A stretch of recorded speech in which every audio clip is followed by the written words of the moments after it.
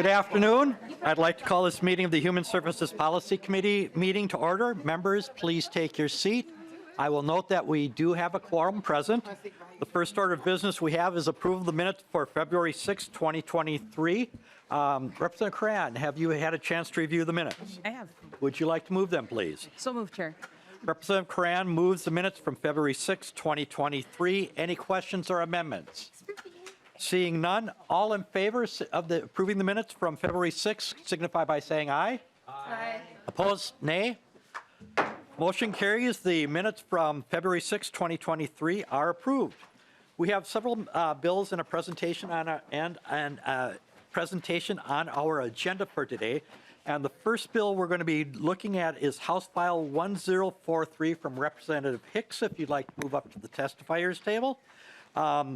So, Representative Hicks, would you please move your bill as you settle in there? Thank you so much, Chair. Thank you so much, members. I move to refer House File 1043 to the Human Services Finance Committee. Thank you, and I understand you have an author's amendment. If you would like to move that and then briefly explain the amendment to us. Yes, I move the A1 author's amendment. And the amendment adds the Department of DHH, which is here today, to the task force. All right, very good. Are there any questions for the author on the A1 amendment? This is just to get it, the bill in the shape that the author would like. Hearing none, all in favor of the A1 amendment to House File 1043 signify by saying aye. Aye. Opposed? Motion carries. The amendment is adopted. Representative Hicks, to your bill, please, as amended. Thank you so much. I want to start by saying thank you to the disability advocates who have worked tirelessly to bring this bill forward. This bill is designed to create an accessibility task force and pilot projects. People with disabilities who use disability services find the process of accessing those services incredibly difficult. The system is confusing, disjointed, and can be traumatizing to continue to have to access. Although disability services are aimed to support people with disabilities, sometimes getting those services supported can have all kinds of different barriers. And when we talk about accessibility, we aren't talking about just physical barriers, but we are talking about logistical barriers, sensory barriers, the ability to get accommodations met in a timely fashion when needed, kind of all of those larger accessibility thoughts. From everything from completing paperwork to needing specific ways to submit paperwork, as we've heard in this committee and others. Sometimes DHS's systems are a little behind the times. And so access to a fax machine is sometimes a barrier. Communicating with lead agencies, working with specific providers, having very structured, prescribed ways to access services that sometimes are not able to work for a variety of reasons. Participating in assessments, which can focus on how to access services, and in certain circumstances really leave room for communication and interaction barriers and concerns. So we look to bring this forward to try to identify where are the holes in the system, how do we make them better, and what are innovative ways that we can do to improve service access for people with disabilities across our system. Okay, thank you very much, Representative Hicks. I understand we have a number of testifiers out here today. The first person I have on the agenda here is Jillian Nelson. If you'd like to come forward, please, introduce yourself and who you're with, and welcome to the committee. Good morning, Chair Fisher and committee members. I am Jillian Nelson. I'm the Community Resource and Policy Advocate at the Autism Society of Minnesota. I'm so grateful to Representative Hicks for leading this bill for us, especially as someone who has grown to know DHS very, very well. I am also an autistic adult, and I am a participant in Ramsey County Disability Services. I will tell you, most days my work here on the Hill is simpler, more streamlined, and effortless when compared to the process of applying for and navigating disability services. Disability Services is the only program in Minnesota that 100% of the participants are people with disabilities. and currently it is one of the least accessible programs Minnesota offers. House File 1043 can change that. It brings together a valuable group of stakeholders and starts unpacking the process to identify the barriers across systems so that we can make corrections for the entire system, instead of just patching one micro problem at a time. This task force is unique in Minnesota because it is combined with a fantastic set of pilot programs that can begin to shape a new era of accessibility. And these pilot programs are intuitive fixes: communication before denial to reduce the need for appeals, electronic communication options because it's not always accessible to fax paperwork. Who here still has a fax machine? And offices are closed to the public still. Reduction in eligibility assessments for people with disabilities that aren't going to change drastically in a short time. And peer navigators to offer support and guidance along a very complicated path. As I looked over the notes from last year's hearing, I was reminded of a call I received on the eve of the hearing. It was a colleague informing me that an autistic woman was in the ICU after trying to take her own life because navigating the system to get a waiver and supports was too much. I think the most heartbreaking part for me is that I had already sent a letter to this committee, and you have it again this year, from a mother who lost her son to suicide when he went through a similar fight for MA. This outcome happens far too often. For too long, the disability community has been the one to bear the burden of consequence for lack of accessibility and administrative errors for how the state and county administer disability services. If DHS thinks that Waiver Reimagine and Min Choices 2.0 will help make the systems more accessible for people, that's a demonstration of why this task force is necessary. When administrators think about reform, it's about how to make the systems work for them. But we need to make this easier for the people to navigate the services. I personally am terrified of the changes for Waiver Reimagine, and no one at DHS can explain to me how it's going to stabilize my services rather than force me to fight harder to maintain the supports I have now. The solution to accessibility challenges before us is not going to be a simple answer, but the choice to include our community and people with lived experiences is simple. We know the challenges this system presents. We know the challenges the world presents. We know what we want for our lives and the things we need to survive. We know what accessibility looks like, and we know what it means to us. We should be a part of that solution. And that is what the task force and the pilot programs aim to do.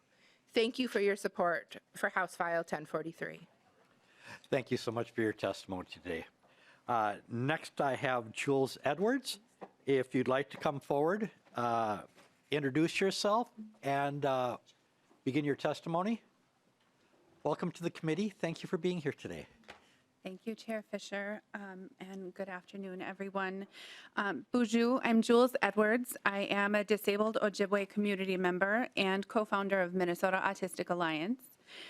Disability services in the state of Minnesota are inaccessible. People with neurodevelopmental disabilities cannot access services without a caregiver providing support, and not every disabled person has a caregiver or support person.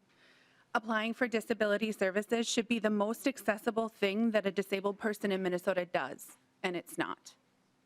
As a person who provides direct support to hundreds of disabled adults in the community, I witnessed the desperation, frustration, hopelessness, and justified anger at systems that create barriers for those who need help the most.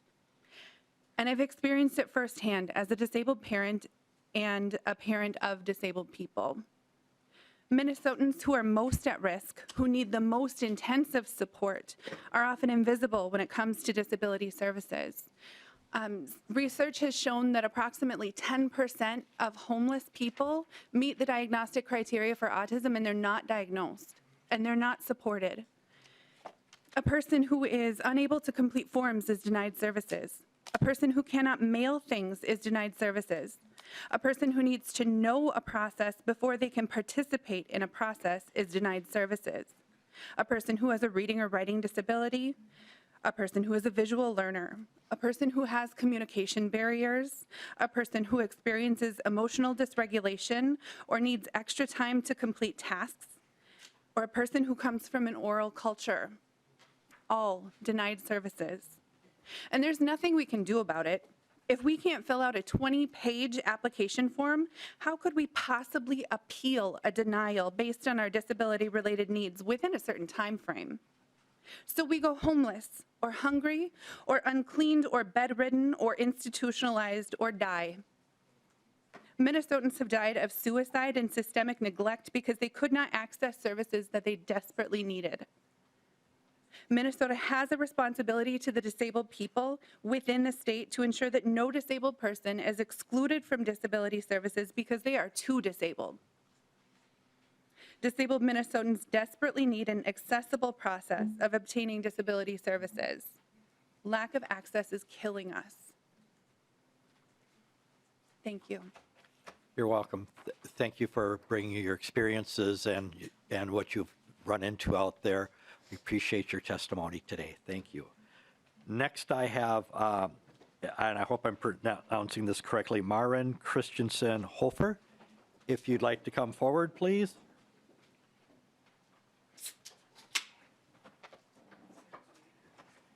Thank you so much for taking the time to be here today. Please introduce yourself, who you're with, and start your testimony.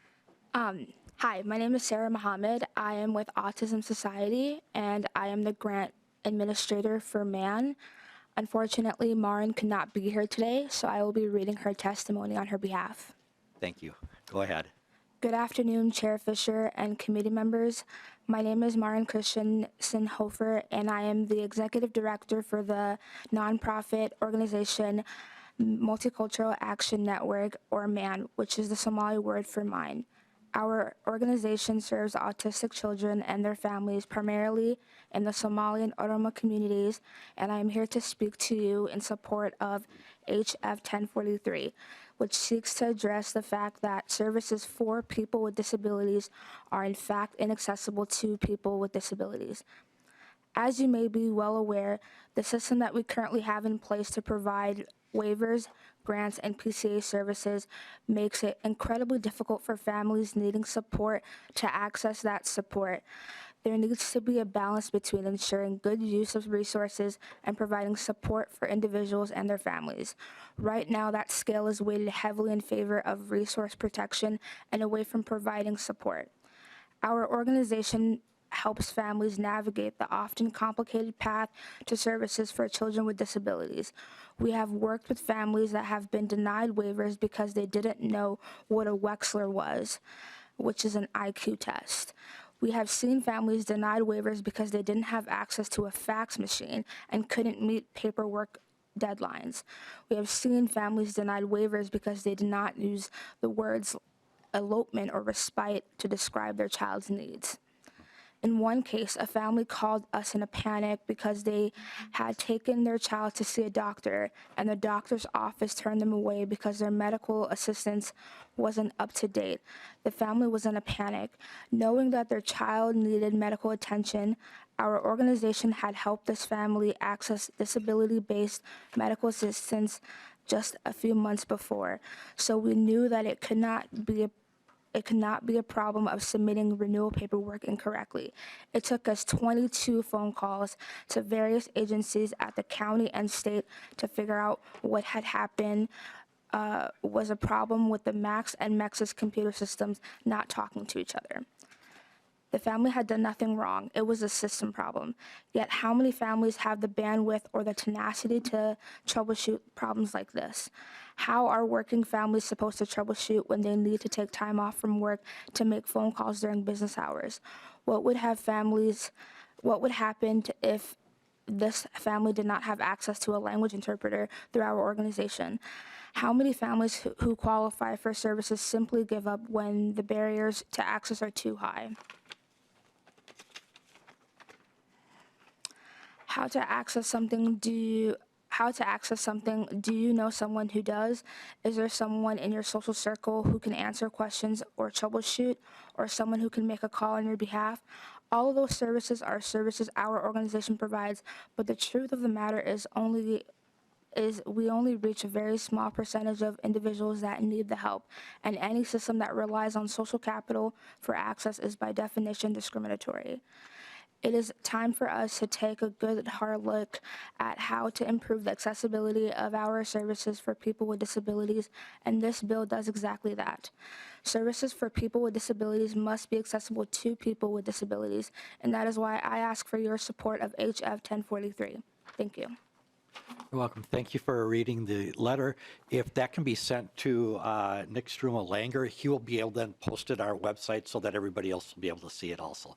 Thank you for taking the time to do that today. Next, I was wondering, is there anyone else in the public that would like to testify on the bill? Hearing none, I want to thank all the testifiers for their presentations. I will open up to members for any questions or comments on the bill. Representative Keel. Thank you, Mr. Chair. I think, or thank you, Representative, for bringing this forward. I think it's a little sad that we're talking about a study, research to figure out what needs to be fixed when a lot of it probably should be addressed yesterday. So while I'm reticent to support more studies rather than action, I will certainly support this, but I'm hoping that we can move this study along much quicker because it's very difficult to see how long it has taken for disabilities to get action. And I've been around this bench a little while and really disappointed we're still talking about some of this. So thank you. Thank you, Representative Keel. Next, Representative Hicks, would you like to comment at all? Or? Sure. Go ahead. Thank you, Chair, and thank you, Representative Keel. I would second. I've also been around this game quite a while in disability advocacy, and like the Council on Disability always says, the things that are good for people with disabilities are good for everyone. And so this study and subsequent pilot projects will make all of our processes better, I believe, because we will identify where the holes are.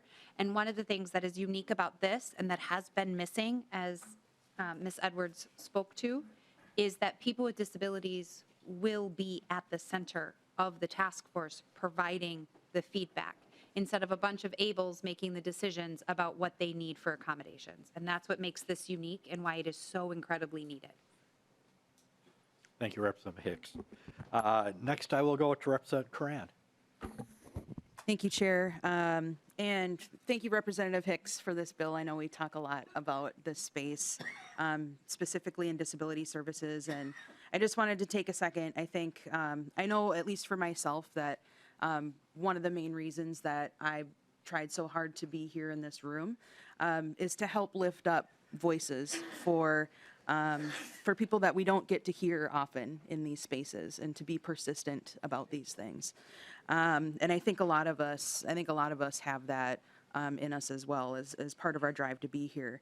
And we are doing some great work in this committee that will have some good, lasting, improvements for people. But as I'm sitting here and listening to how meaningful this would be, I think there's no better way to ensure that the services we discuss in this room, there's no better way to do that than creating a table for the people who are receiving the services themselves that we end up making decisions about. So I just, to me, that's a really powerful way to look at it, that, as I'm sure Representative Hicks did, wanted to run for office to help lift voices.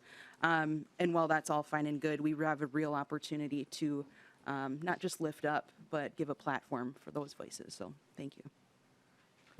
Thank you, Representative Coran. Next, I'll go to Representative Finke. Thank you, Chair Fisher. And I was really struck by something that the final testifier said about a system that requires social capital as access is a discriminatory system. And I was just wondering if either Representative Hicks or Ms. Nelson would be just able to sort of add a little color around that. Like I come into community with many individuals with disabilities, but part of their relationship to me is an access to social capital, right? I mean, there is just this way that the world operates, and I would just love to hear a little bit, enunciation from you all on how that feels and what we can do to better understand that need. And who would like to answer first? Go ahead. Thank you, Chair Fisher. Social capital in the disability community is such a valuable thing. Ms. Edwards recently sent me a screenshot of an attempt to develop a flow chart in how to get a waiver.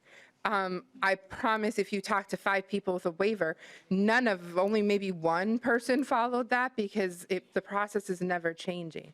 Social capital to access disability services, you first need to have social capital for someone to tell you you qualify for disability services. I was 38 years old before someone told me I could have support. I lived my life from one crisis to another.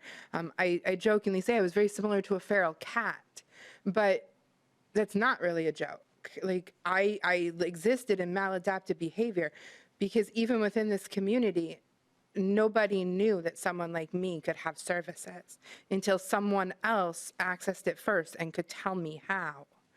And then within that process, I had to go through 1,100 crises to get that approved, and I needed a different resource.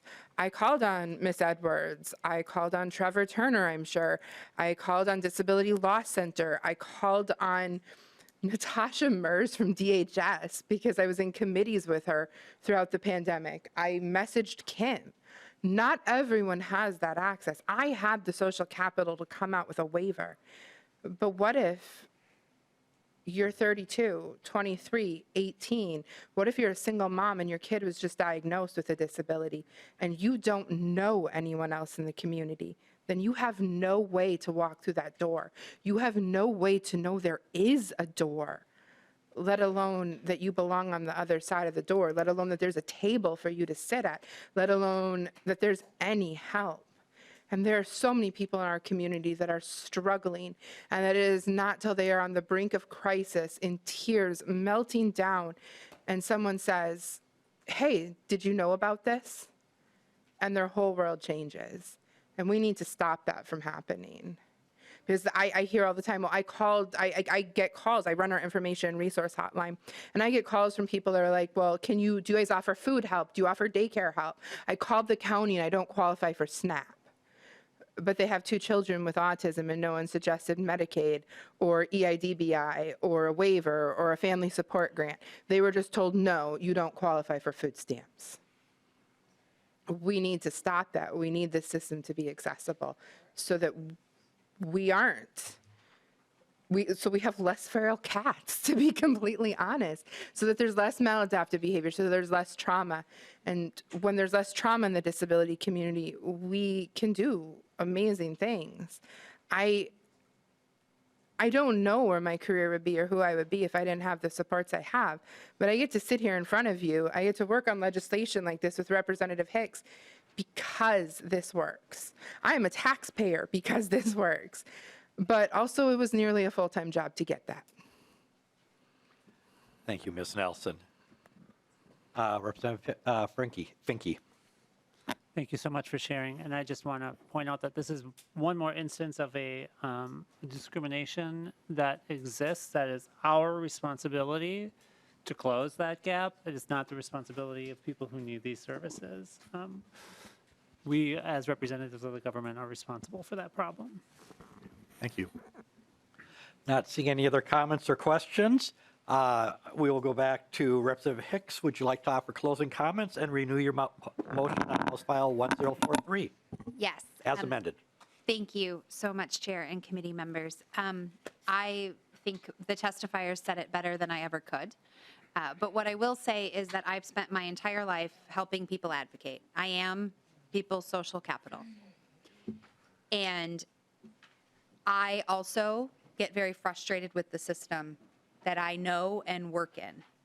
And so I know that there are barriers for a lot of different people, and I want this bill to move forward because I want the people experiencing those barriers to help us identify what they are and help us identify the solutions to improve them. For me, that is so important that we not just dictate and guess and hypothesize about what will make it better, but that we really listen to the voices of people accessing the service and respond accordingly. And so I thank you so much for your time, and I move my motion for House File 1043 to be referred to Human Services Finance. Representative Hicks renews her motion to refer House File 1043 as amended to the Human Services Finance Committee. All those in favor signify by saying aye. Aye. Opposed, say nay. Motion carries, and House File 1043 as amended is referred to the Human Services Finance Committee. Once again, thank you to our testifiers. Our next bill on the agenda is House File 1067 from Representative Hanson. Representative Hanson, would you like to please move your bill? Thank you, Chair. Yes, I move to refer House File 1067 to the Human Services Finance Committee, please.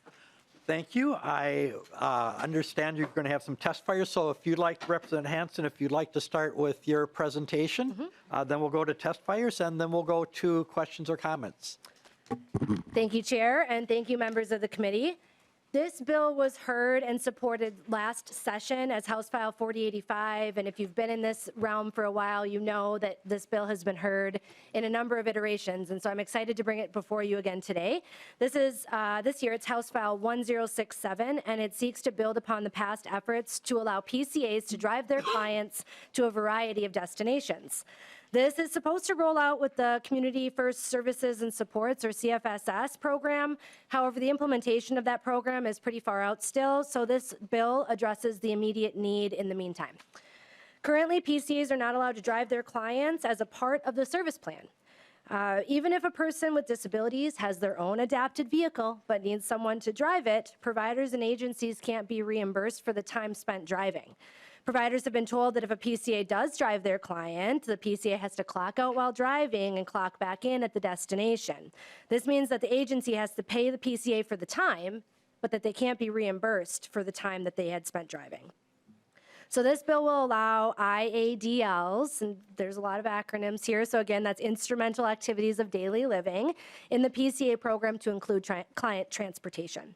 This is more affordable than the other transportation options or the cost of a waiver for transportation services. In many places, especially in greater Minnesota, there are few to no alternatives for transportation for people with disabilities, which makes it really difficult, if not impossible, for them to get to work, to school, to volunteer, to shop, and so on. Lack of transportation is a leading cause of unemployment for people with disabilities. This is a matter of empowering people with disabilities and embracing their right to self-determination and their inherent dignity. Living with a disability should not restrict one's access to move about in the world the way that they need to and choose to. And with that, I ask for your support, and I turn it over to my testifiers who will share their experiences with you as well. Thanks, Mr. Chair. You're welcome. Thank you, Representative Hanson. Welcome back to Ms. Nelson. If you'd like to go ahead and reintroduce yourself and who you're with, and then start the testimony, please. Hello again, Chair Fisher and committee. I am still Jillian Nelson with the Autism Society. I am also still an autistic adult. I am here today to talk with you about House File 1067, which would change personal care assistance to allow driving as an instrumental activity of daily living. I have PCAs, 3 of them. This surprises a lot of people because it's often thought that PCAs exist to help people get out of bed, or with bathing, or with physical mobility needs. In my case, my staff is tasked with supporting me in my home, but also in my community.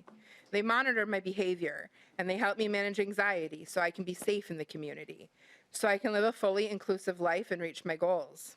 They go with me to the grocery store, the gym, community events, doctor's appointments, and more. But they can't drive while working. So I drive us, or they meet me there. Last summer, we attended a festival. I love art and food trucks, and I wanted to experience this celebration. I'm not gonna lie, it was too much, and I had a total meltdown. Thankfully, my PCA was with me, and they kept me safe, and they got me back to my vehicle. And then we sat there in July, in a car, for 2 hours. Well, I calmed down enough to be able to drive safely, because my PCA cannot legally drive me while working. To put it simply, this is ridiculous. I'm lucky. I can drive myself and my PCA most of the time. But what about those who can't?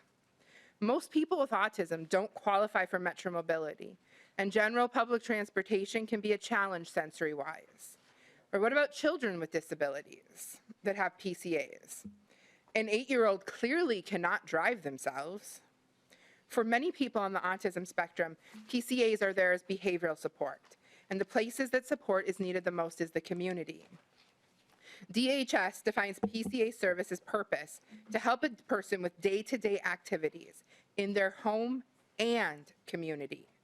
And the Minnesota Choice Assessment goes beyond activities of daily living and includes instrumental activities of daily living, such as accompanying to medical appointments or out in the community, complete household tasks related to ADL needs, plan and prepare meals, shop for food and clothing and other essential items.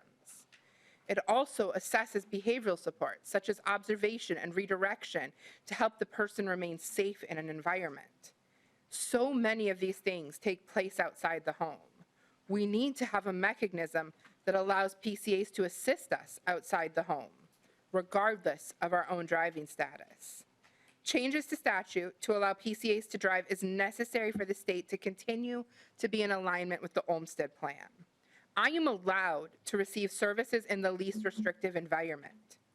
The least restrictive environment is my community, not just my home. So I'm asking you to support House File 1067, and thank you for your time today. You're welcome. Again. You're welcome, and thank you for being back at the table again. Next, I have Trevor Turner. If Trevor would like to introduce themselves and start your testimony, welcome to the committee. Thank you, Chair Fisher. My name is Trevor Turner, and I'm the Public Policy Director for the Minnesota Council on Disability. And today, I'll actually be reading a testimony from Ted Stamp. Ted Stamp is a council member for the Minnesota Council on Disability. He also works for the Southwestern Center for Independent Living in Marshall, Minnesota.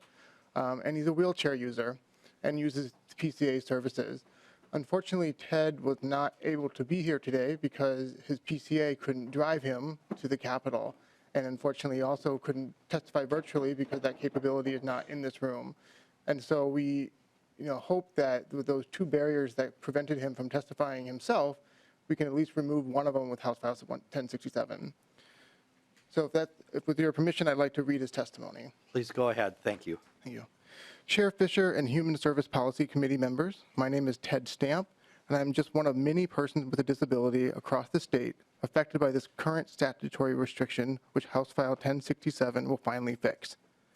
Since 2017, I have been working with advocates around the state to find a practical solution for this unnecessary statutory restriction that prevents personal care attendants on whom persons like myself rely daily to drive us to and from work, medical appointments, or anywhere else in the community. This restriction is the greater for folks like myself who live in greater Minnesota, since access to community transit buses during the evenings and on weekends is only available for limited hours, and only by pre-scheduled appointment during the weekdays, which means if you face an emergency during these times, you're forced to financially burden the state by calling an ambulance.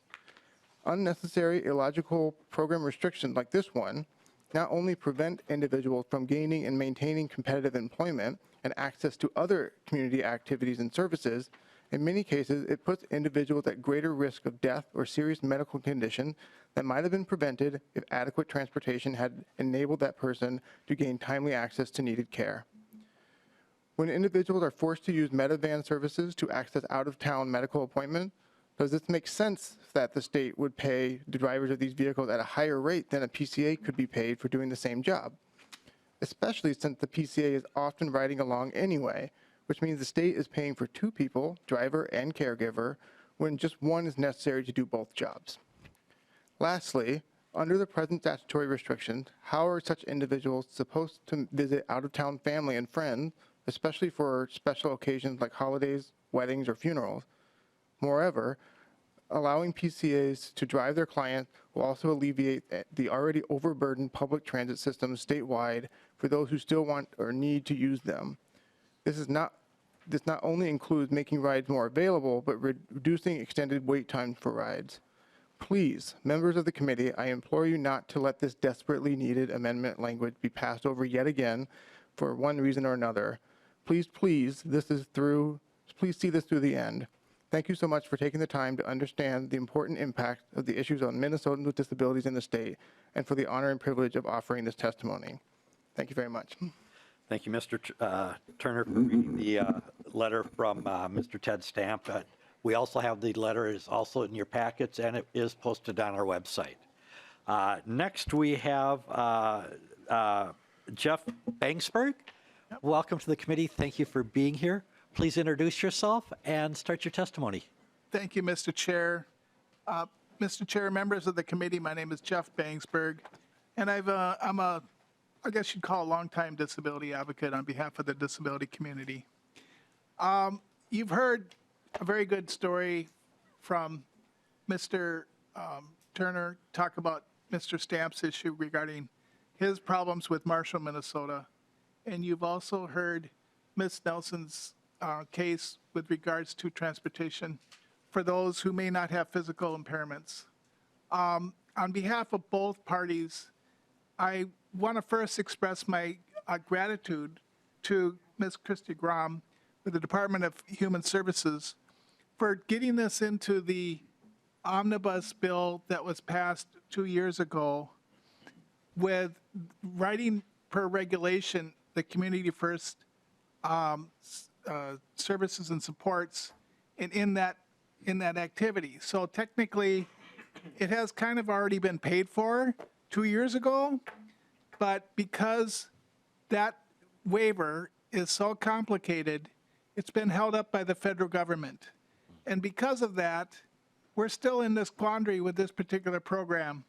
We tried to get it fixed last year with the help of Representative Hanson, who was most gracious to take this bill forward, but unfortunately, we were unable to get a final deal done in the final days last year. We're still waiting for that CFSS waiver to get approved. I was told by people at the department that this particular approval would be an informal one where they could merely go to the federal government and announce that they would put this in the instrumental activities of daily living category, and that we would only need to wait a period of 30 to 60 days in order for it to be allowed. And so I'm pleading with you to maybe proceed and step up the process quicker in order to get everybody in compliance. There are people out there that need to go to work, need to have their caregivers drive. Some of them are doing so illegally, I must admit, but they have no other choice. And so I'm begging for you to allow this to maybe get fast-tracked if all possible in order to allow this to happen because of the bureaucratic process that we're still waiting for with CFSS. And if you have any questions, I'd be more than happy to answer them. I used to drive myself. I gave up driving in 2018, and my wife is more than thankful I did because I was losing a lot of strength and function in my ability to drive myself. So with that, I will hand it back over to Representative Hanson. Thank you for your support. You're welcome. Thank you, Mr. Bangsberg, for being here today and sharing your experiences with us. Thank you. Next, we will go, first of all, I want to double check. Is there anyone else from the public who would like to testify on this? Mr. Mark Hughes, if you'd like to come forward, please. I'll just do it on the corner. All right. I'll be like Jeff Bangsberg when I throw up.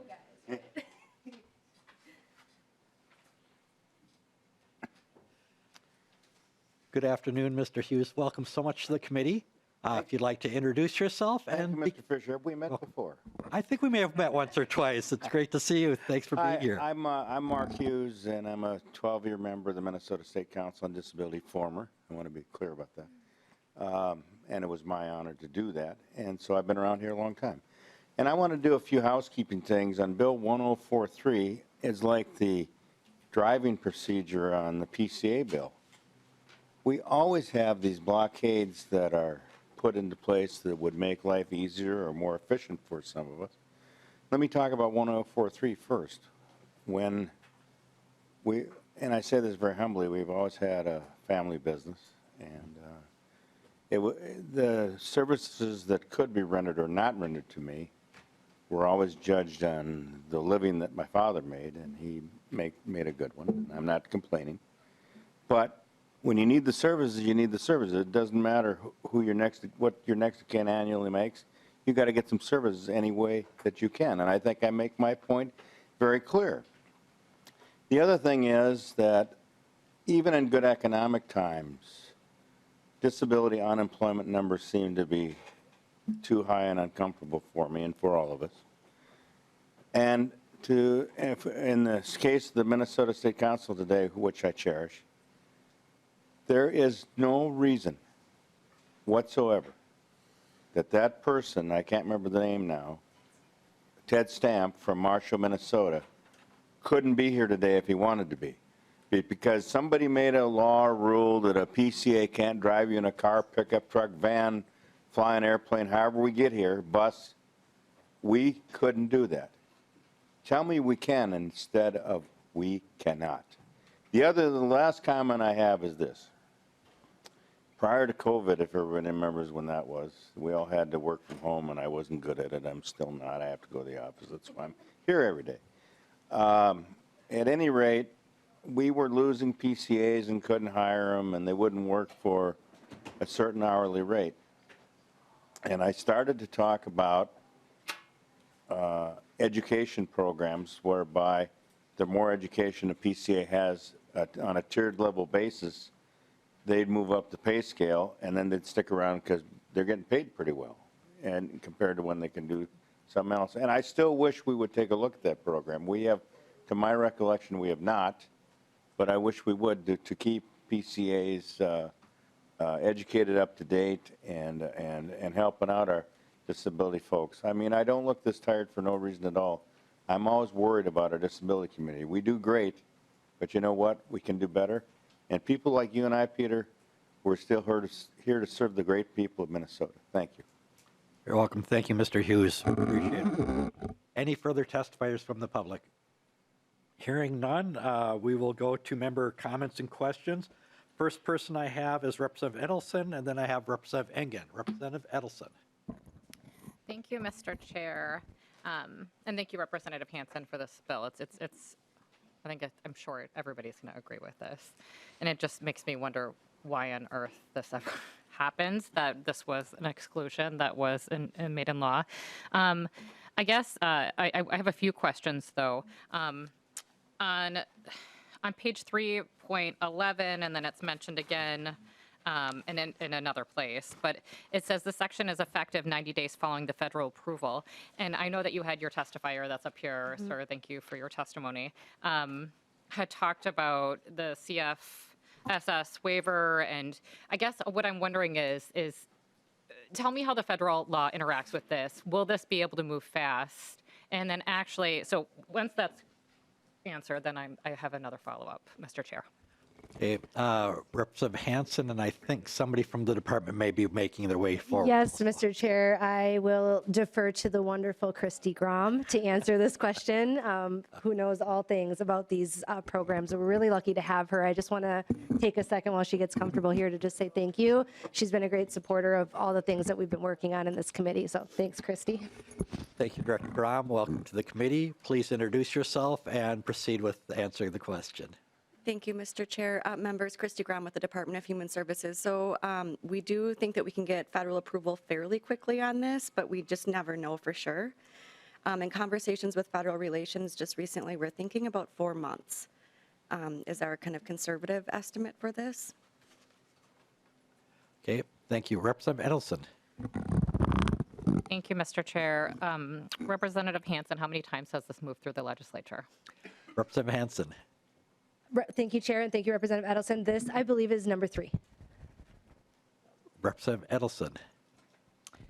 So, Mr. Chair, Representative Hanson, what's the track for this bill? Is it going to go, I know, to Human Service Finance after this? Is the plan to have this go to the floor? Representative Hanson. Thank you, Chair, and thank you, Representative Edelson. We have a Senate author So it's moving through that side. I've been told, we have twice as many of us in this body, so we get things done a little bit quicker over here. But at the pace of where the Senate can get this done, we want to make sure we can move this forward. Should they move how I would love them to, that would be fabulous. But otherwise, in the Human Services Finance Committee, we will kind of have a better idea of where it's at on that side. And I'll work with Chair Knorr and others to kind of finalize the path. But I would love to bring this to the floor, assuming that I can have the support of as many folks as possible. And then I see Mr. Bangsberg would like to make a comment. Go ahead, sir. Thank you, Mr. Chair. I just want to reiterate that this bill has had and enjoyed tremendous bipartisan support, urban and rural. And so anything that you all can do to make this so, that would be wonderful. Thank you so much. You're welcome. Back to Representative Edelson. Thank you, Mr. Chair. Representative Hanson, I would encourage us to try to see if we can move it to the floor. At the end of session, things get piled in, Right. and I'm imagining that's what happens in the past with this. Yeah. I feel like this would be a good bill for the floor, and I know that we have the chair of finance right here, so maybe we can put a little pressure on, use these public hearings to actually get some things actually done right now. Thank you, Representative Edelson. And I understand next would be Chair Knorr. Thank you, Mr. Chair. I've been put on the spot. Thank you. Thank you so much, Representative Hanson, for bringing this bill forward. I think this is an overdue. And the question that I had for the department is, it says 90 days to do the implementation. Once we get the waiver approved, is there any way that we can shorten the timeline on that one? And also, what is the fiscal cost from the prior session? So, I don't know if that will go to Christie or... It looks like we'll need our person from the department here. We may need to have the question repeated for her. Ms. Grom, welcome back. Would you like Chair Knorr to repeat the question? Mr. Chair, members, Chair Knorr, I think you were asking a question around the 90 days. Correct. And how long it would take from approval for you folks then to roll it out? So if it takes X amount from there, and what could be done to make it happen quicker? Mr. Ms. Grom. Chair Knorr, our staff have indicated, I think most of that 90 days, what that time is being spent on is developing guidance to make sure that providers are well aware of some of the liabilities that they're taking on with this service, and that they feel comfortable in being able to provide the service and making sure there's access to it. I'm not sure if we can shorten it, shorter than that 90 days. I can certainly inquire about that. And in terms of how much does the bill in total cost, I don't have access to the fiscal note. I don't think it's going to break your bank, but so if this goes to the floor, and I don't think it would be extremely expensive ask, but we did do a fiscal note when this was implemented in 2021 or passed under the Community First Services and Supports Program. So you might be able to look back there and get a sense of what the cost was for that. Thank you, Director Grom. Chair Knorr. Thank you, Mr. Chair. And I know you don't have the timeline for CFSS because this will have been solved if we could have received the waiver. Can you give us trajectory where it is at this point so that we can start thinking about the next steps? Sure. Director Grom. Mr. Chair, Chair Knorr, it's my understanding that CFSS will be implemented no sooner than April. We are still having weekly conversations with the Centers for Medicare and Medicaid Services. And I think it's important to know, we've said this, that it will take about 3 months of systems work once we get approval. And so being that we're in February now, I had to think about what month it was. I do think that we're going to continue to hear more information about updated timelines on that program. And I see, real quick, looks like Mr. Bangsberg would like to make a quick comment on it. Yes, Mr. Chair and Chair Knorr. The fiscal note is basically being calculated for unused authorized hours, because this would not increase the number of hours in a client's service plan because it's in IADL as opposed to ADL. And so they're using unused, already authorized hours for this, and that's where they determine the fiscal note. And I just wanted to stress that. The other issue is once CFS is in operation, it's going to take another year at least for everybody to get implemented into it because it's going to be slowly phased in over a period of time, the way I understand from the Department of Human Services. Thank you, Mr. Bangsberg. Appreciate the update. Chair Knorr, any further comments? No further comments, Mr. President. Okay, and then we'll go to Representative Hicks, and then after that, we'll go to closing comments, and then we'll go on to the presentation we have today. Representative Hicks. Thank you so much, Chair, and thank you, Rep. Hanson, for bringing this. I know how important this bill is to the disability community, and on or about is just a wonderful phrase at DHS, and it is because we're working with CMS, right? So we're just kind of dealing with their components. But I love that we are looking at an option in the short term while we work out some of the other things. So I did just want to say thank you for that. And then Chair Knorr triggered a thought for me around the fiscal note. Ms. Grom, you mentioned systems work. Does the department see a fiscal note for the systems work to implement this bill? Director Grom. Mr. Chair, Representative Hicks, I would have to look back at the previous fiscal note to understand that. I'm not recalling systems work to implement this specific work, and I was referring to CFSS systems work to get launched. So I can get back to you, though, with more information and once we have a fiscal note on this. Okay, very good. Representative Hicks. Okay, and then I missed Representative Keel. I apologize. Go ahead, Representative Keel. Thank you, Mr. Chair. I think this is an excellent program. Like Mr. Bangsberg said, we've worked a long time, gotten to know you well, and this is a conversation that's been going on way longer than 3 conversations ago about, or 3 bills ago about disabilities, and I think it's embarrassing to say the least, and shameful that this has not been passed and has not been done. Because as you alluded to, Jeff, this is going on because people in rural Minnesota don't have an option. There isn't a bus, there isn't a taxi, there is no way to go. And so their service workers or personal care workers are often helping, and it's putting them at risk. So this is something that needs to be done. And I understand that DHS, it takes time. And I'm disappointed that that all of the authority figures have not assessed this and gotten it done. It makes me sad to think that we're talking about another year because for one, we need workers. For another, we have disabilities that are willing to work. They just need access. There's just so many reasons why this should be done yesterday. And I understand we need to have things put together, but, and I would seriously also suggest, Representative Knorr, Chair Knorr, that this bill, as soon as it can be, is on the floor and passed.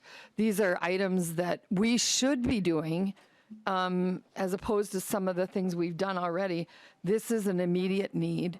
And I think, like someone suggested, it's a bipartisan push and has been in the past. And like I said, it's embarrassing that this has not been done for citizens in Minnesota and the disabilities communities. So I would urge that we see this on the floor shortly. Thank you. Thank you, Representative Keel. Seeing no other comments, I would like to go back to my script here to make sure I'm getting this worded right. Seeing there's no further discussion, Representative Hicks, would you like to offer any closing comments and renew your motion on House File 1067? Hanson, did I say Hicks? I apologize. Hey, Representative Hanson. Mr. Chair, I knew what you meant. It's okay. Thank you. Thank you, Mr. Chair, and thank you, members of the committee. Thank you, Representative Keel. I know you've worked on this before, so I just want to take a second to say thanks for doing that. A number of members on this committee have just done so much, including our staff at DHS, Jeff, Jillian, all of our testifiers, Trevor, and the council. I've said it before and I'll say it again, the best work is done when all of our stakeholders are at the table making these decisions. And so I really appreciate the support to bring this to the floor. And I will make a commitment here after working with the chair, minority leads, to get this there as fast as I can. And I will make sure I work with my Senate author as well. So thank you again for your time today. You're welcome. Thank you, Representative Hanson. And I renew my motion to refer this to the Human Services Finance Committee. Representative Hanson renews her motion to refer House File 1067 to the Human Services Finance Committee. All those in favor signify by saying aye. Aye. Opposed, say nay. Motion carries. The motion prevails, and House File 1067 is referred to the Human Services Finance Committee. Thank you, everyone, for your testimony and for your discussions. The next item we have on the agenda today is a presentation from the Department of Human Services and the counties on the Indian Children Welfare Act. Members, this is likely that there's going to be legislation that'll be coming in front of our committees dealing with the Indian Child Welfare Act, and so we want to try to get some of the information laid out in advance so that we'll have a better understanding of the complexities in this area. And at this point in time, I will have several people coming forward. And I believe the first person will be Rena Jacobs. Am I correct? Rihanna. I'm sorry. Thank you for correcting me. So I'll have Rihanna Jacobs from the Department of Human Services and Terrell Clark. If you folks would like to introduce yourselves, and then we can start the presentation. Who would like to go first? Thank you, Mr. Chair. I'm Jennifer Sommerfeld, actually the Legislative Director for CFS, Children and Family Services at DHS. And I'm just here to move the slides. All right, thank you. Thank you for correcting me. Okay. It's my only role today. Thank you. All right, Rihanna, go ahead, please. Rihanna Jacobs, please go ahead. And welcome to the committee. Ampetuashte, Chair, committee members. Thank you. My name is Rihanna Jacobs. I'm a member with Chanshayape, the Lower Sioux Indian community of Minnesota. And I also work at the Department of Human Services in the American Indian Wellbeing Unit. For today's presentation, I was asked to give a brief overview of the Indian Child Welfare Act, also known as ICWA. And for that, I'd like to present briefly on historical eras that have evoked the necessity of this federal act. I'd also like to go over major provisions, provide a synopsis of the current litigation against ICWA, and share some potential outcomes of that litigation that was heard through the Supreme Court on November 9th. The hope today through this brief overview is to help build your understanding and knowledge around the impacts of legislation to address child welfare issues impacting American Indian children.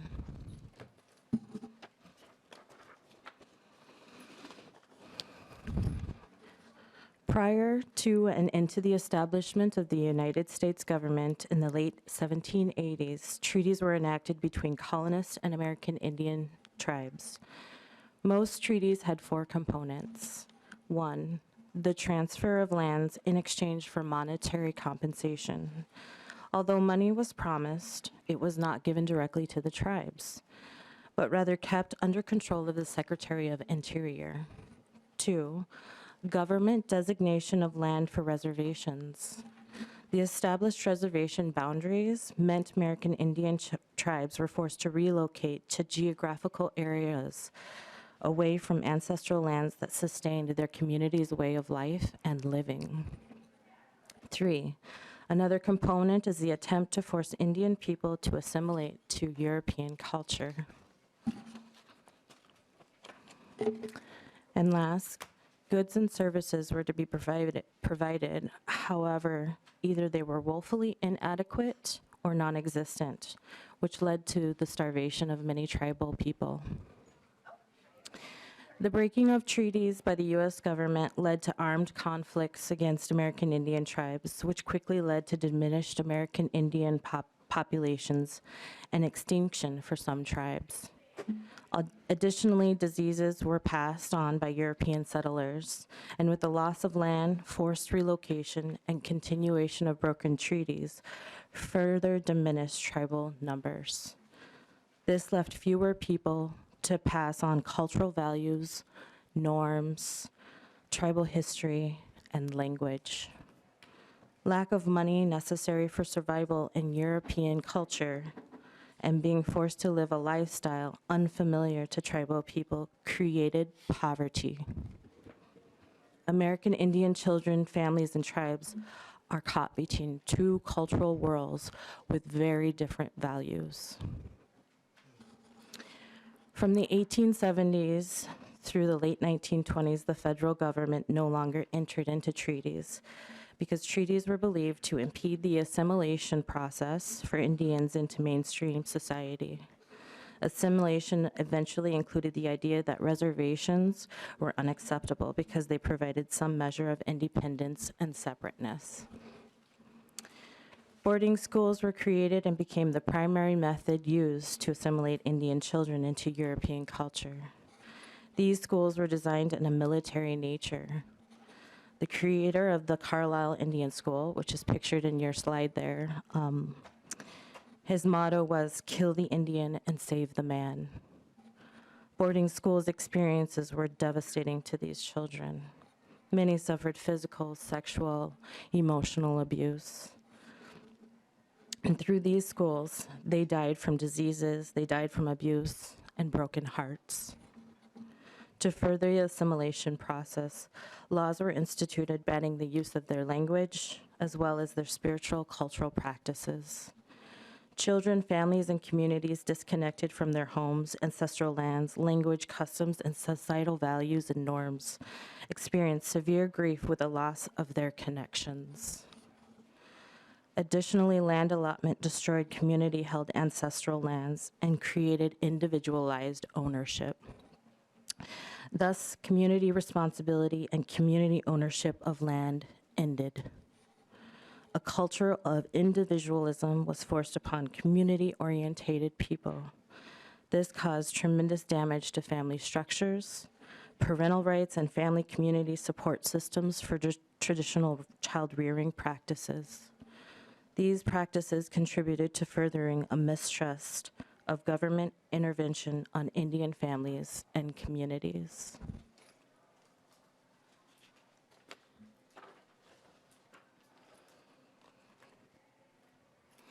Governmental policy regarding the treatment of American Indian people abruptly shifted between the late 1920s into the 1940s.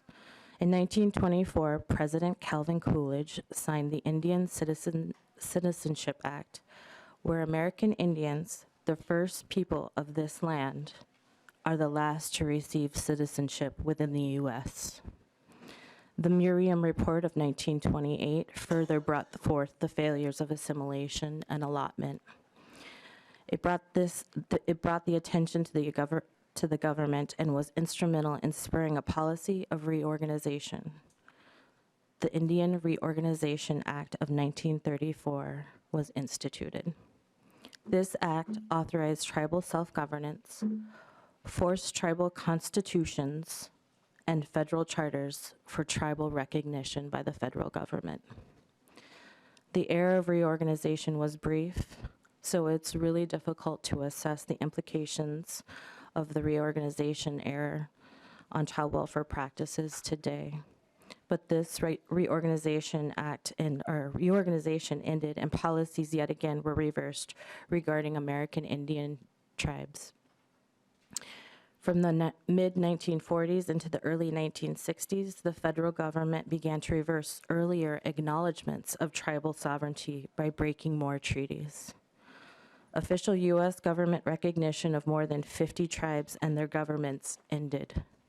In 1953, the federal government gave 6 states, including Minnesota, mandatory criminal and civil jurisdiction over Indian tribes and lands within state geographical boundaries, thus stripping the respective tribes of jurisdiction over these activities. Again, the independent and self-governing rights are stripped. Resources, culture, and children are once more deprived. Traditional parenting practices and experiences for children are learned through abusive boarding schools. A people's ability individually and as a whole to retain culture, be sustained economically, and provide for their children is greatly compromised, and in some cases, destroyed completely.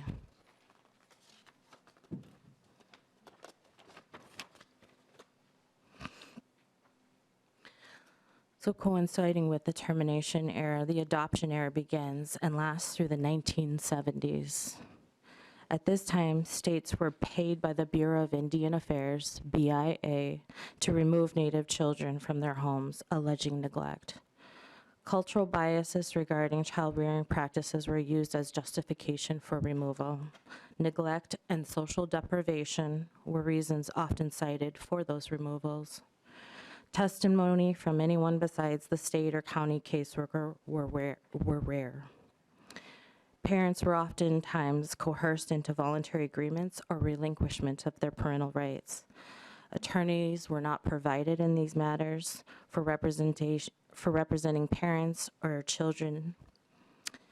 The burden was on the Indian family to prove they could provide for their child in a manner that met the expectation of the court, which in most instances did not recognize or accept traditional child-rearing practices as suitable, and there was an applied expectation for families to conform to non-Indian ways and assimilate to non-Indian child-rearing practices. The child welfare system functioned as a paternal authority over American Indian families. Through this practice, thousands of Indian children were removed and placed in non-native adoptive homes or institutions, severing familial and tribal community ties. Out-of-home placement rate statistics for American Indian children showed that as many as 35% of Minnesota's American Indian children were removed from their families and placed with non-Indian families. Many of these children were subsequently adopted by non-Indian families, in most instances severing an Indian child's connection to their tribe, community, and most importantly, identity. This statistic does not account for the children who were forcefully removed from their homes and placed in boarding schools during the era of assimilation and allotment. American Indians have been subject to tremendous and traumatic changes for more than 5 centuries. Only in the past 44 years has the nation come to realize the devastating effects the government policy designed to destroy American Indian families. Its communal way of living, displacing culture, language, traditional ways, and deliberately broke families apart. The effects are still visible today and contribute in the disproportionate out-of-home placement rates of American Indian children.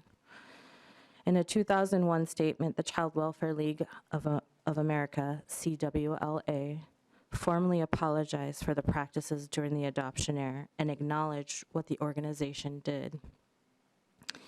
They acknowledged the legacy of racism and arrogance in its practices and the removal of children from their tribal communities and families.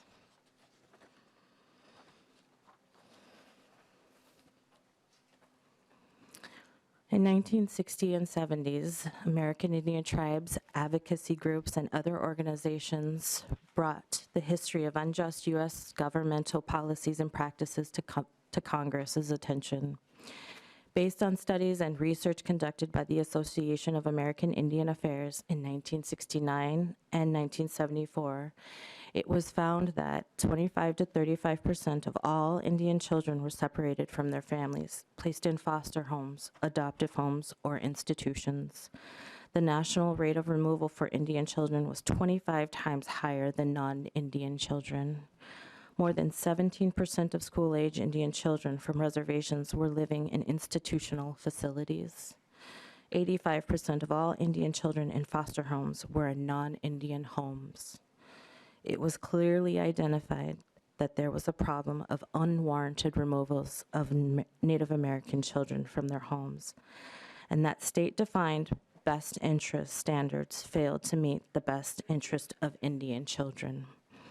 Many of these removals, according to a 1977 brief, were often made without good cause and sometimes reflected bias against Indian families and their Indian heritage and customs.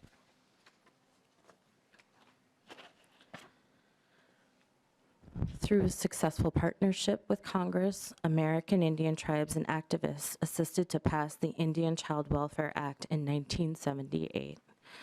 Congress declared that it is the policy of this nation to protect the best interest of Indian children and to promote the stability and security of Indian tribes and families by instituting minimum federal standards when removal of Indian children occurs, and that the placement of that child in foster care or adoptive homes should reflect the unique values and customs and culture of that child's tribe, and provide also assistance to Indian tribes in the operation of their own family and child services. This law prioritized the placement of Indian children into homes of extended family and other tribal homes when removal was necessary, so values of a child's tribe and/or their native culture are reflected. So just as a side note here, at the same time, during the same year, the Indian Religious Freedom Act was passed. And this is an act where Indians were now able to practice their own traditional beliefs, conduct their traditional ceremonies legally in the privacy of their own home, as well as in the public areas. 1978.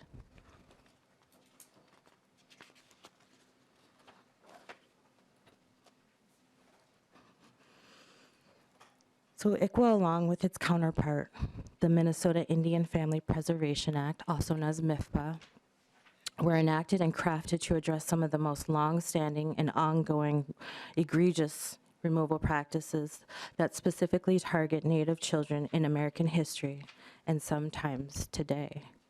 Among the added protections for Native children, ICWA, MIFPA require caseworkers to follow protocols including, but not limited to, identifying through inquiry a tribal affiliation or heritage by asking, notifying a tribe and their parents of a child custody proceeding, providing active efforts to families to overcome the barriers in preserving a family and keeping their tribal connection, identifying a placement that fits with the tribe's preference or ICWA preference, so that placement reflects the cultural needs and the identity of that Indian child, and then working actively to involve the child's tribe and their parents in proceedings and beyond. These provisions listed here today are not all the requirements, but are major components of the federal and state law. ICWA only applies to children who are eligible or are a member of a federally recognized tribe, and only a tribal nation can determine eligibility. This establishes a political status which is not race-based. When implemented correctly, these added protections address not only specific systems abuses directed at Native children, but they are a unique political status, but there's a reflection of their unique political status and cultural considerations. ICWA has been labeled the gold standard of child welfare policy by national leading child advocacy organizations far beyond Indian country. And the measures ICWA takes to keep Native children in relative care whenever safe and possible are best practice in the wider field of child welfare.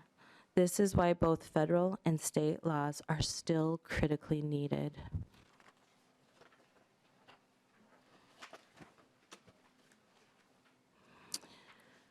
ICWA and MIFPA are based on gathered and research data regarding disparity of Indian children in out-of-home placements, and as well as adoptions, and were enacted to specifically address the inequity when implemented and applied correctly.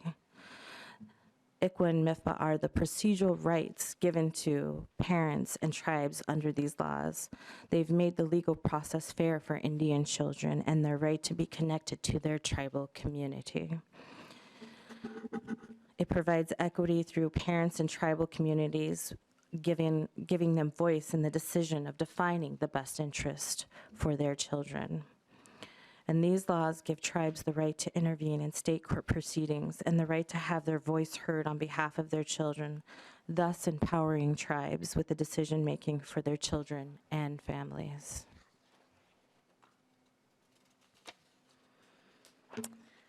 And lastly, ICWA and MIFPA promote culturally based services and community-based services within our communities.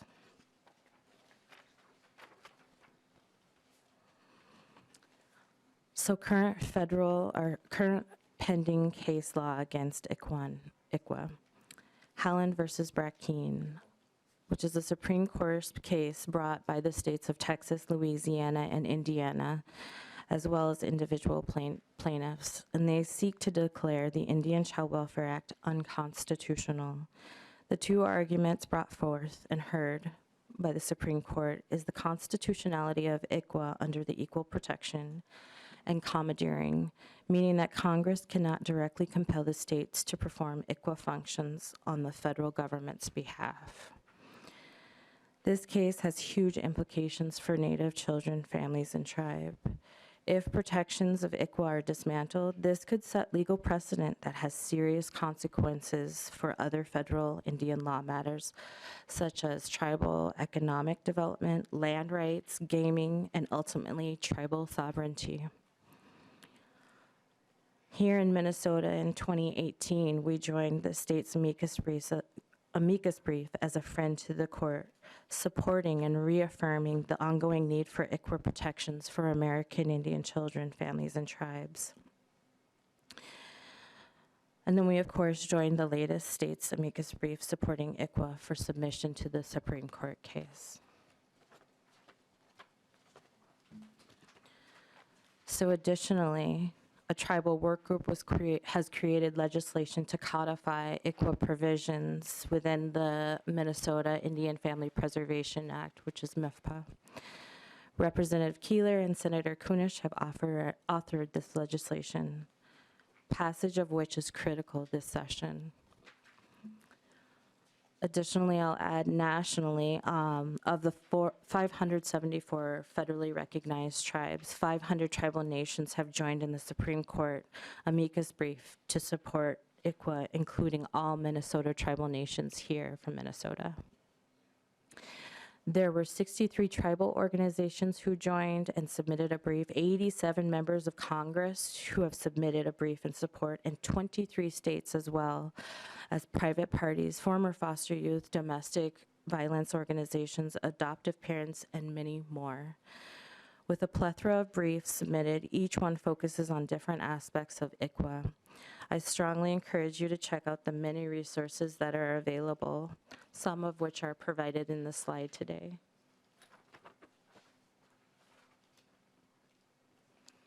So possible outcomes of the Supreme Court decision. 1, ICWA is ruled unconstitutional in its entirety. 2, parts of ICWA are repealed, such as active efforts, which are the efforts of a state or county agency to actively engage, assist, jointly work with an Indian family and their tribe in overcoming the barriers to prevent the breakup of the family or efforts to reunify. 2, record keeping, such as providing adoption records or keeping any records specifically on American Indian children in welfare cases.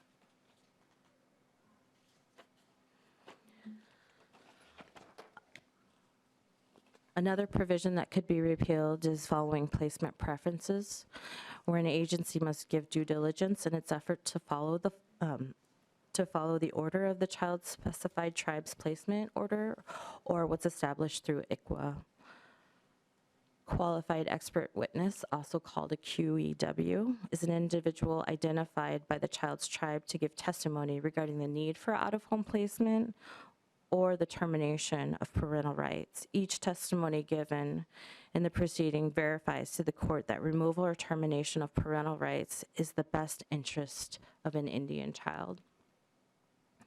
If commandeering is determined, states will then decide whether to implement ICWA or implement their own state equivalent or counterpart. And the best case scenario is that ICWA is upheld its entirety and remains as is. A decision is not expected on this matter until May or June of this year.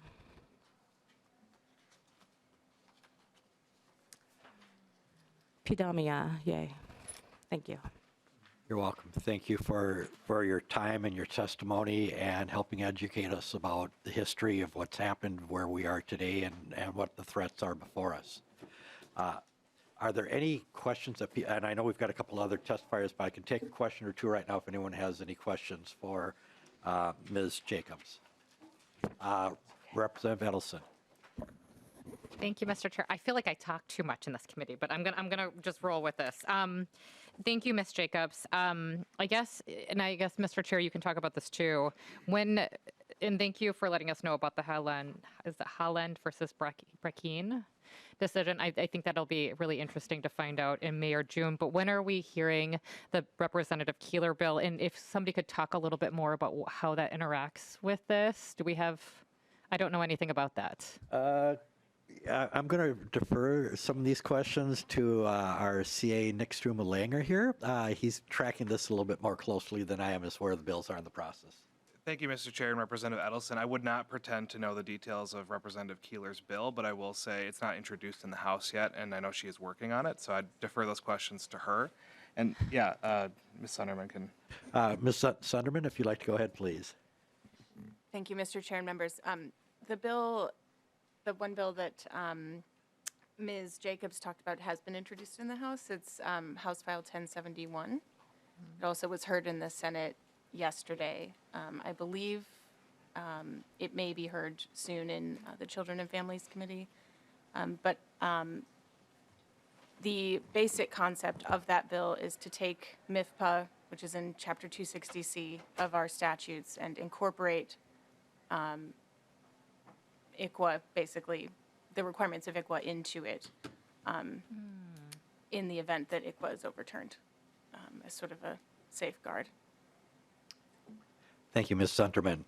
Representative Edelson. Thank you, Mr. Chair, and thank you, Mrs. Sunderman. I always want to call you Sarah. Do we know if other states are doing this as well? Or maybe Ms. Jacobs could maybe speak to that. I will look between the two here. Who's going to, Ms. Jacobson? Thank you, Chair, committee members. Yes, other states are doing it.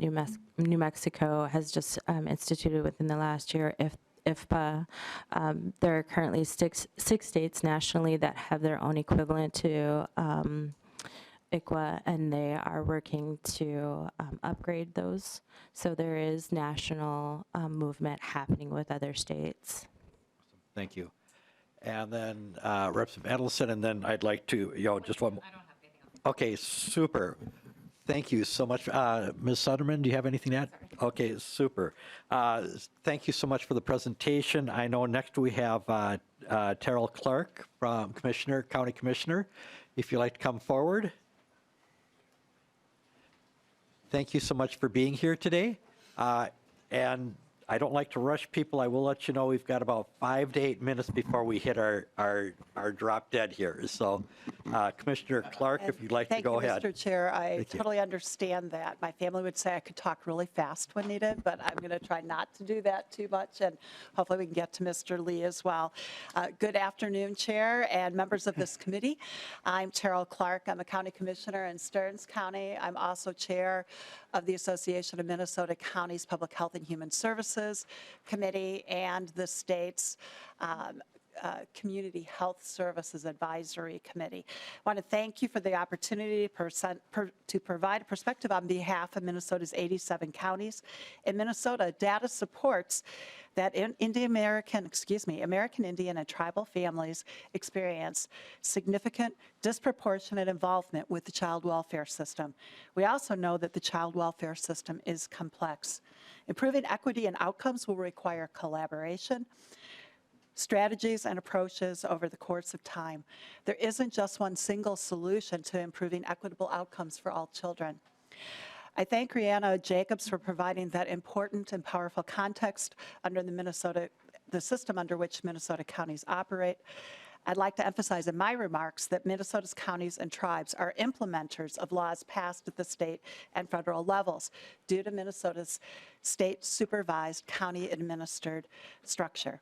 As we've learned over the past 45 years and more recently since 2017, it's critical that the state, counties, and tribes work closely together to uphold the spirit of ICWA. The Association of Minnesota Counties supports this. The current system that Minnesota has is not serving Native youth, families, or counties well. We strongly believe that a child protection and well-being system in Minnesota, especially surrounding ICWA, have been inadequately supported by the state, relying too much on partial federal reimbursements and local property tax levies. It is our position that adding additional resourcing for both tribes and counties and operational adjustments will be necessary to fully live out the spirit and intention of ICWA, of family preservation. Recognizing the important role and working relationship that must exist to support children and families, it is critical to establish and build strong relationships between tribes and counties. While in recent years, we've seen increased communication and collaboration between the tribes and counties through the Human Service Leadership Forum and county and tribal forums, there is a very real and present need to stabilize the frontline workforce and continue building relationships at all levels among county and tribal staff, especially among frontline staff within tribes and counties. It's also imperative that we as a system take a hard look at the workforce demands, recruitments, and retention efforts within counties and tribes, which is undoubtedly a strong factor within each entity. I actually have a number of other things that I'd like to say, but I really think what's going to be most important right now is actually for you all to have a living example of a real experience between tribes and counties. So if it's okay, happy to come back at a later time when you have a little bit more time. I'd like to turn it over to Dave Lee from Carleton County so you can hear a little bit about one example of how it works between a county and a tribe in the Fond du Lac tribe. Thank you so much, Commissioner Clark. Director Dave Lee, if you'd like to go introduce yourself and begin your testimony, please. Thank you, Mr. Chair and members of the committee. My name is Dave Lee. I'm Director of Public Health and Human Services for Carleton County. I'm testifying on behalf of MAXA, which is Minnesota Association of County Social Service Administrators. I've been with Carleton County for 18 years, in which time I've worked hard. We've worked collectively hard to work on a close relationship with the Fond du Lac Band of Lake Superior Chippewa. We also work with other tribal nations in northern Minnesota. I'd like to highlight a couple of steps that have been very important in mutually building a productive relationship with the Fond du Lac Band. We, over the last, since 2002, have instituted a process in which we work with Fond du Lac social workers and tribes twice daily to review all cases, all new child protection reports that come in, so that if there's any chance at all or any connections with a tribal nation child, that Fond du Lac can help us make decisions in the best interest of the child right from the very first decision. We also rely on a tribal county agreement that we've developed since 2002 that really has instituted best practices for both Fond du Lac Band and for Carleton County, so that our staff know what's expected of them and what's the highest standard in our relationship between our tribal nation partners and the county. We focus on strength-based approaches, supporting families through active efforts, and working to avoid CHIPS court whenever possible, including using the parallel protection process. We know that generally that ICWA cases do require more time. As was stated earlier, it is the gold standard. There are significantly more requirements, both from the federal and the state, regarding documentation, which really comes in conflict somewhat with the limitations of our staff. I'm going to try to give you the Cliff Notes version. Appreciate that. Thank you. And sometimes the additions of this additional screen time and documentation does take away from our social workers' ability to be spending time with our kids and families where it's most needed. I also need to let you know that from our governmental standpoint, from the county and from the tribe, we really see the kids that they're mutually our children. They're members of a recognized tribal nation, but they're also residents of the county. So we're jointly responsible for our kids. One of the things that when I talk about limitations of our staff, as much as we are doing whatever we can to live out both the spirit and the letter of ICWA and MIFPA, we have some real limitations. Child protection is an area where we have extremely high turnover, both on the county side and also on the tribal social services side. Right now, we have 30% of our positions that are open, one of which has been open for 12 months. We also have, if our partners at Fond du Lac currently have their director, their assistant director, and their lead person in child protection. Those positions are open. So we are doing what we can, but it is and we work, as I said, twice daily with our partners. But there's some really tough limitations as far as the amount of time and resources that we have, as we're working with our families and our kids. One of the things that I'd like to talk about is some of the solutions that we could be looking at down the road. In my time as Human Services Director, we've seen the requirements and demands placed on our staffs increase, and it's not always recognized by state agencies and also by elected officials. I think there are some opportunities looking down the road for how we might be able to improve both our approach to ICWA and MIFPA. As we know now, currently the ICWA review process is not leading to 100% compliance by county services. Many times it's viewed as reactive and retrospectively deals with casework that may be 1 to 2 years old. Good relationships and effective communication are vitally important, and the current review system can lead to unnecessary misunderstandings between counties, tribes, and DHS. Moving towards a more real-time regional ICWA-MIFPA review process that is more collaborative could provide for much improved results. We would like to see considering making systemic changes that could centralize some of the ICWA requirements at the state level, thereby freeing up time at the local level for our staff to be engaging with families and continuing to build those very important relationships. I think I'm passing that. I guess finally, I'd like to look at we have an antiquated system, IT system that we're working on that is not always dependable, and so that's another area we really feel it needs to be updated and become much more user friendly and simplified, because right now it's a real burden. I appreciate your time this afternoon and the opportunity to share our perspective. I'd like to emphasize that MAXA and our county support for ICWA and MIFPA and our hope for continued partnership with our tribal nations is a priority. It's extremely important work, and we need to collectively find ways to do it better. In closing, I encourage you to reach out to myself, Commissioner Clark, AMC, or MAXA staff with any questions or areas that you might like additional information in. Thank you, Director Lee. And Commissioner Clark. And Mr. Chair, I know that you all really do need to go, but I would be remiss if I didn't at least, besides thanking you, reinforce that the Association of Minnesota Counties fervently believes that tribes are really the best position to be leading, guiding, supporting the work within their tribe and community to care for and support Native children, and that includes resourcing. So there's both the policy side and making sure that the adequate resources are there so that they really are able to do that important work, and that we can continue to partner. But as we heard previously, for the longest time, we really have not seen the kind of resourcing that Native families and communities need to do this type of work. So thank you. You're welcome. Thank you so much for both of you for your presentation.